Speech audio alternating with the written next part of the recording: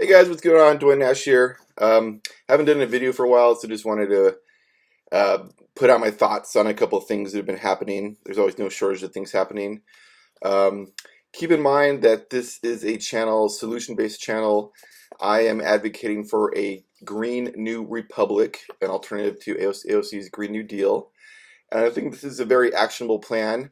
It's based on solid core conservative government values, so there's nothing the conservative ideologues can argue with, and it achieves many of the marketable goals of let's say the left or the liberal mindset. Um, Not in terms of like identitarian politics, but definitely a newfound appreciation of how we interact with the land and get to a more equitable situation for our living arrangements on this planet.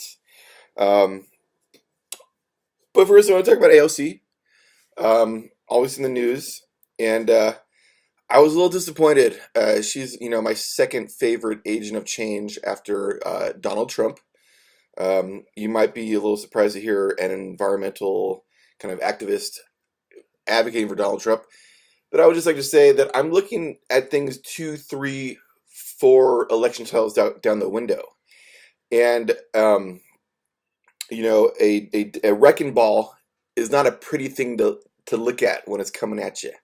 So as long as he keeps driving the Democrats crazy, as long as he keeps splintering the factions, and AOC doing the same as well, and they keep failing, that's fine by me, because I'm looking at things 2, 3, 4 election cycles down the window, whereas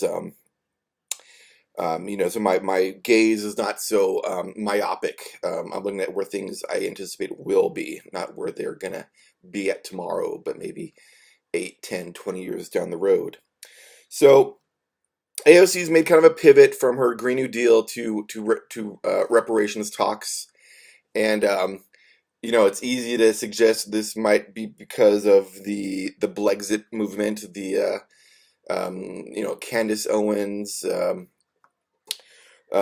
Stimulating this movement, and others advocating for a long time this movement of the black vote away from just feeling enthralled to the Democrat party. So shaking things up a bit, and I that would be a debate I'd love to see is AOC versus Candace Owens. That would be great.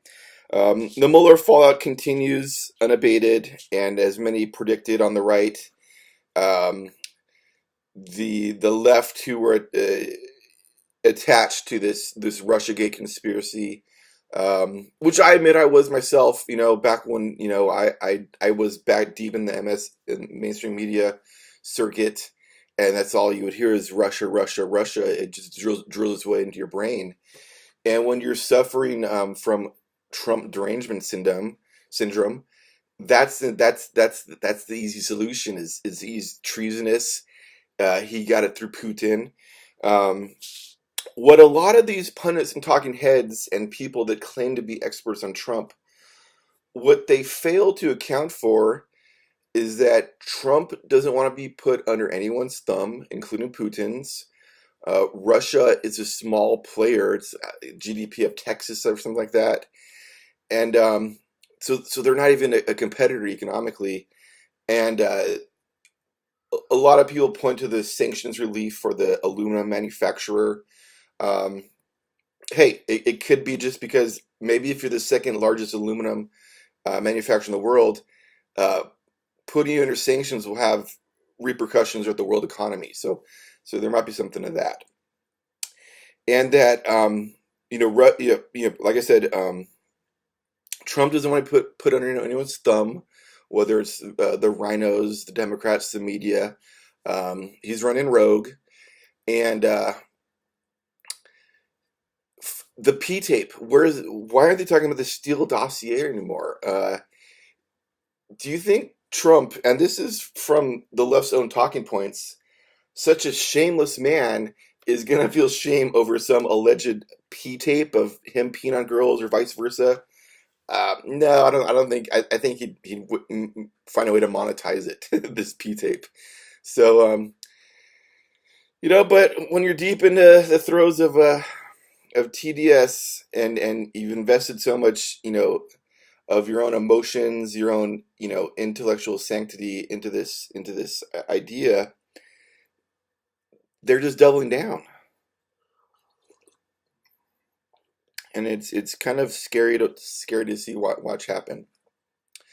Um, and the other reason you could assume that Trump, or the logical argument you could assume that Trump was not under the thumb of Russia, is that Russia is a petrol state, and under Trump, America has grown to be a net, um, you know, oil gas exporter. So we've made ourselves more competitive with these other petrol states by, we don't need their gas. In fact, we're putting our own fuels out there into the marketplace.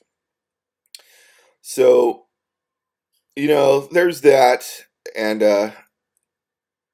it's just a weird scene happen. You can see it on the face of people. I live here in California, so I can see it on the face of people. Some people very close to me, and they're just in the abyss right now from this Mueller fallout. Um, but the Democrats haven't stopped. They're just pivoting to, we should impeach him anyways, and uh, you know, um, let's look at his tax returns, and even people like Bernie Sanders are saying, hey, we got to move on. This constant haranguement over Trump, Trump, Trump, Russia, Russia, Russia. It, it has a chance to significantly backfire on the Democrats, which is fine by me, because I want the Democrats to just go extinct. We don't need anymore. All the ideas, because there are good ideas on the left, and things we should improve. Uh, my thing is the environment, and I'm fully confident that you could fold a very good and actionable environmental plan within solid core conservative government strategies. And this is what this channel is about. And I'm also very confident you do the same for things like, the homeless problem, infrastructure, um, even not government coerced, but not a wealth, getting wealth more equitably spread out across the land. Typical left talking points. I am fully confident that I have ways, and ways I'm working on, in addition to this environmental Green New Republic, to fold these ideas into Republican strategies. So then, instead of a two-party system, we have various solid Republican, some more libertarian. There's always the core Bible velters, and so breaking up hegemony, breaking up all these factions that have resulted in this two-party system. And Trump, I'm hoping, is just the start of that, and that we keep this going on, because he's not going to finish the job. That much is apparent.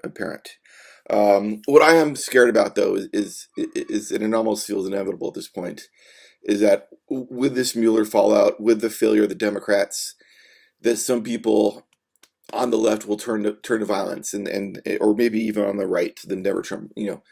There could be those that want to foam, and it's kind of already happening, um, obviously, but really, this kind of, you feel like a pressure point is building up into assassinations.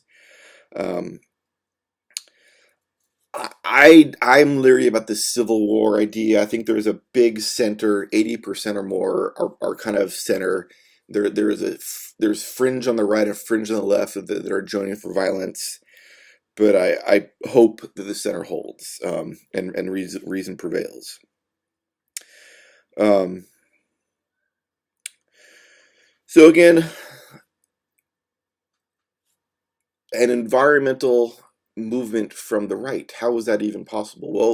Well, it's happened before. It used to be not such a bipartisan issue. And where I'm coming from is really getting to the soil, the root of it. And when you make the soil healthier by permaculture, by regenerative agriculture, it's going to take a little bit more human effort. And that will entail people moving from suburban and urban areas, back into rural areas, kind of a reverse homesteading movement, if you will. Which you can see some people are homesteading already. Some people got tired of the urban life and are already doing this. Um, And I see this as kind of a societal trend. We saw we always, no one really predicted Trump, and I think no one's really predicting a movement of people from urban areas back into rural areas. You, you, you have these intellectual elitists, and they're getting things wrong time and time again. So mark my words, I think this could be on the precipice of something really unexpected and interesting and provocative. Is people really getting back to the soil, really starting afresh. And you do that with regenerative agriculture. People are then and the way the government does is they get out of the way. They just incentivize through tax breaks, um, through lessening capital gains. And I got some more ideas on how the tax code could be benefited so that the tax man is actually someone who comes and visits you and helps you plan and is not this adversary and is more someone that you work in conjunction with to get the best benefit for your land, for the environment, so that all parties kind of come together in kind of a kumbaya celebration, if you will. It's not utopia, it won't be perfect, but I think there's, you know, I see room for change there, and I see actionable plans.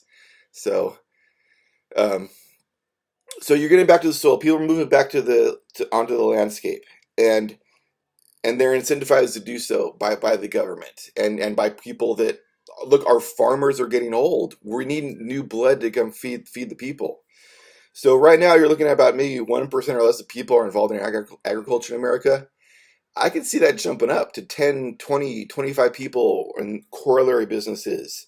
Um, can need more people in irrigation, fencing, people involved in composting, people involved in vermiculture, growing worms, people working on how to get irrigation set up, sustainable, uh, repairing habitats to replenish the aquifers, the soil, the best place to put the water, getting beavers back on the landscape. Beavers. Who doesn't love beavers? Beavers are why we have America in its present state. Is people were attracted by the pelts, and then the beaver ponds have created some of the most fertile farming land um, in existence.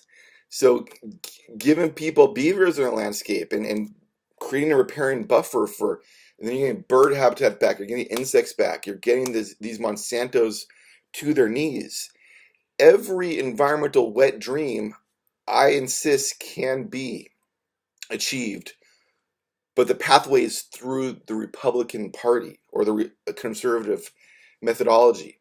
And so like I said, every step that the Democratic Party goes towards annihilation, either through their own civil wars or through just not able to deal with Trump, is good for me because I'm looking, if the Democrat Party goes kaput, then where are all these people who have the same goals as I do? They got to go somewhere. So why not a Green New Republic platform? Uh, this is an actionable plan. I know it is, and that way you're turning farms. They're going to get smaller. There's going to be some of the large scale farming too. Of course, we got to, stuff like rice and wheat and these staple crops are not going to be. You can't really do it like a forest kind of ecosystem to a permaculture setup for those. That doesn't mean they can't use some of these regenerative practices, such as adding more kelp to the soil, more mushroom-based composting. Uh, these can be brought into to large-scale agriculture too. So it's not the death of large-scale agriculture, but I think we'd see the growth in these small-scale farms that are going to need more, human input. You'll see the growth of that, and so you'll see as one goes down, the other kind of goes up, and they meet somewhere.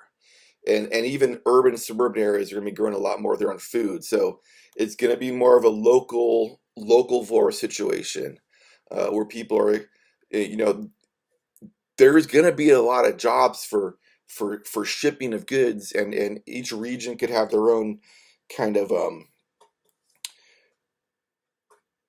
hub of exporting, where they flash freeze vegetables or whatever, and then they're taken to the supermarkets or whatever, the markets in more urban and suburban centers. But even those areas are going to be growing a lot more of their own food too. So it's going to be, and then as you see people move out of the suburban and urban areas, spread out across the rural area, they're going to bring with them the kind of lifestyle things they liked in the urban and suburban areas. They're going to have their yoga studios and their tattoo parlors, and more restaurants. You'll have the tech companies will break up smaller and smaller and move out across the landscape too. So it's going to be a broader swath of wealth spread out, not just in the coastal areas, but spread out across the whole landscape. Um, and that's kind of the image I'm looking at. Obviously there's more details, but the broad scope of things I'm looking at.